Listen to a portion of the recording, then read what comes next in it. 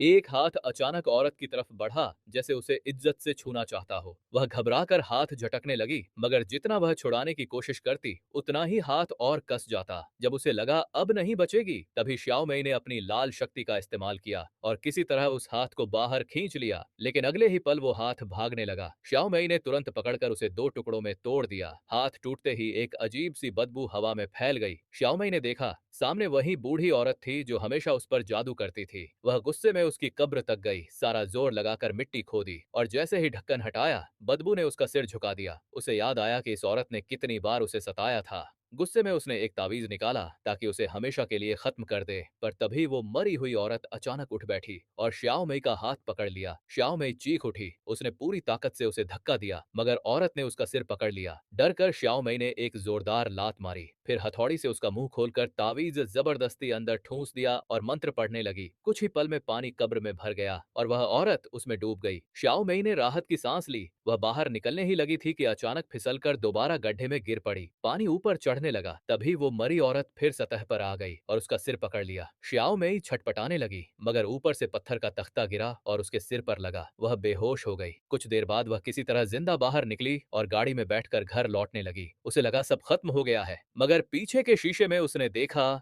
वही मरी हुई बूढ़ी औरत पीछे की सीट पर बैठी है। डर के मारे उसने ब्रेक मारा, गाड़ी से कूद पड़ी, लेकिन औरत ने उसके बाल पकड़ लिए और उसका सिर झटक दिया। श्याओ मई दर्द से चिल्लाई, फिर पास रखा स्टेपलर उठाकर उस औरत के चेहरे पर मारा, मगर इससे वह और भी ज्यादा पागल हो गई और उसकी गर्दन पकड़ ली। श्याओ मई ने गाड़ी का एक्सीलरेटर दबा दिया और सीट बेल्ट बांध ली। औरत फिर झपटी और श्याओ मई के चेहरे को काटने लगी, मगर उसके नकली दांत उड़ गए। श्याओ मई बच गई। औरत ने दांत फिर से लगाए और दोबारा हमला किया, मगर श्याओ मई ने उसे लात मारकर बाहर फेंक दिया। वह समझी अब सब खत्म हुआ, मगर औरत ने जमीन से पत्थर उठाया और उसकी टांग पकड़कर उसे बाहर घसीट लिया। श्याओ मई को लगा अब उसकी मौत तय है, पर औरत ने बस उसका बटन तोड़ा और मुंह से बदबूदार सांस छोड़ दी। फिर बटन वापस श्याओ मई के हाथ में रखकर वह गायब हो गई। श्याओ मई को लगा यह सब उसका भ्रम था, मगर ऑफिस पहुंचते ही उसके शरीर से खून बहने लगा। वह समझ गई कि उस पर कोई शाप लगा है। वह तुरंत एक तांत्रिक के पास गई। तांत्रिक ने कहा यह बहुत खतरनाक प्रेत है, इससे बचने के लिए उसे अपने प्यारे जानवर की बलि देनी होगी ताकि आत्मा को थोड़ी देर के लिए रोका जा सके।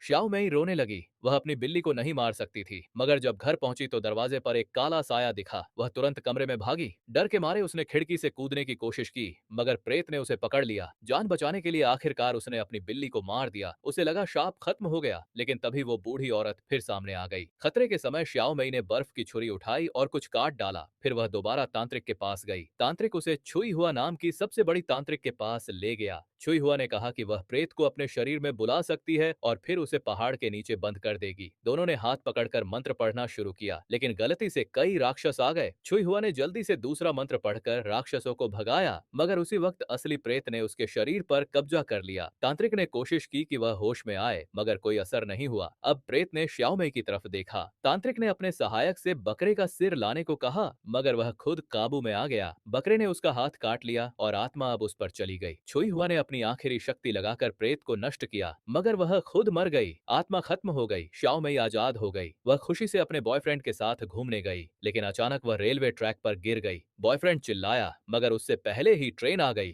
जमीन फटी और वहां से कई भूतों के हाथ निकले, जिन्होंने श्याओ मई को पकड़ लिया और घसीटकर नीचे नर्क में ले गए। उसका बॉयफ्रेंड बस देखता रह गया, कुछ नहीं कर सका।